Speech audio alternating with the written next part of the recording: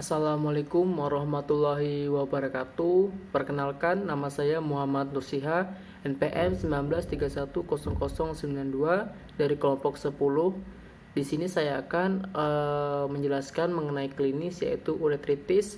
Uretritis ini yaitu peradangan atau pembengkakan yang terjadi pada uretra, yaitu saluran yang membawa urin dari kandung kemih keluar tubuh.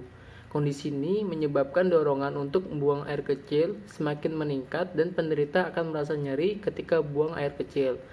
Uretritis merupakan salah satu jenis infeksi menular seksual.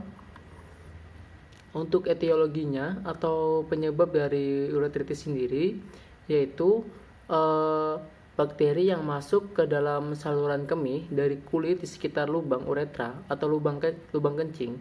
Selain itu, bakteri juga yang menyebabkan infeksi pada ginjal dan kandung kemih juga dapat menginfeksi uretra. Nah, berdasarkan penyebab peradangan uretritis terbagi menjadi dua jenis, yaitu uretritis gonorrhoeae atau uretritis yang disebabkan oleh bakteri penyebab gonorrhoeae atau Neisseria gonorrhoeae, dan uretritis non-gonorrhoeae atau yaitu jenis uretritis yang disebabkan oleh faktor atau bakteri lain.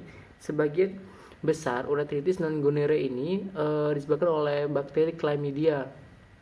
Nah, selain bakteri uretritis juga dapat disebabkan oleh faktor lain seperti virus, yaitu virus herpes, ada trichomonas yaitu sejenis parasit penyebab trichomoniasis, ada cedera yang menyebabkan gangguan pada uretra, dan kulit sekitar pembukaan uretra sensitif terhadap bahan kimia seperti spermisida. Nah, selain itu, ada beberapa faktor yang dapat meningkatkan risiko seorang terkena uretritis.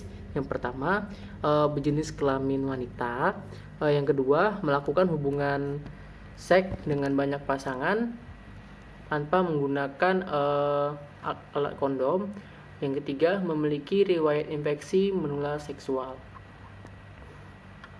Selanjutnya, untuk gejala uretritis sendiri, yaitu infeksi uretra adalah rasa nyeri ketika buang air kecil. Nah, itu gejalanya. Selebihnya, gejala pada pria dan wanita kadang berbeda. Pada pria, gejala uretritis meliputi yang pertama rasa panas dan terbakar ketika buang air kecil, ada hematuria, penis terasa gatal atau membengkak dan mengeluarkan cairan atau nanah, kelenjar getah bening membengkak pada area selangkangan, nyeri ketika melakukan hubungan seksual atau ejakulasi. Nah, sementara itu, gejala uretritis pada wanita ini yaitu meliputi yang pertama nyeri perut, demam dan menggigil, nyeri panggul, rasa terbakar dan tidak nyaman ketika buang air kecil. Nah, bisa juga gejalanya dispareunia, keluar cairan dari vagina atau keputihan.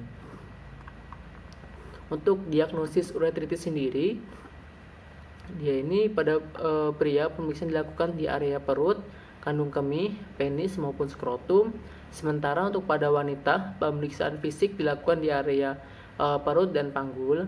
Nah, untuk lebih memastikan diagnosis, nah dia ini menggunakan beberapa jenis tes diagnosis, antara lain ada tes darah, itu meliputi darah lengkap dan protein C reaktif, dilakukan untuk mendeteksi keberadaan virus penyebab infeksi menular seksual. Ada tes urin atau urinalisis dan kultur urin.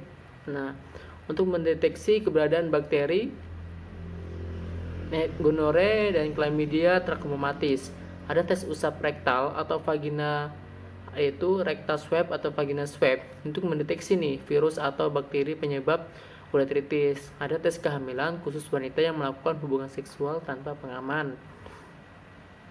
Tes pencitraan itu jarang dilakukan dalam proses diagnosis uretritis, namun untuk USG panggul terkadang dilakukan terhadap pasien wanita untuk memeriksa kondisi saluran kemih maupun organ reproduksinya. Untuk pengobatan dari uretritis sendiri atau infeksi uretra dilakukan dengan tujuan untuk menghilangkan bakteri penyebab infeksi. Nah, meredakan gejala yang dialami pasien dan mencegah penyebaran infeksi. Langkah pengobatan dalam uretritis ini yaitu melalui antibiotik. Nah, jenis antibiotik yang diberikan yang pertama itu ada azithromycin, ceftriaxone, cefixime, ada extromycin, dan oflamaxin. Nah, uritritis yang disebabkan oleh infeksi Trichomonas dan Trichomoniasis dapat diobati dengan antibiotik metronidazole. Jika uritritis disebabkan oleh virus herpes simplex, maka pengobatan diberikan obat axilovir, famciclovir, dan valacilovir. Nah, mungkin itu saja yang bisa saya jelaskan. Untuk sumber dari Jurnal Kedokteran Unimus, ya itu saja. Kurang lebihnya saya mohon maaf. Wassalamualaikum warahmatullahi wabarakatuh.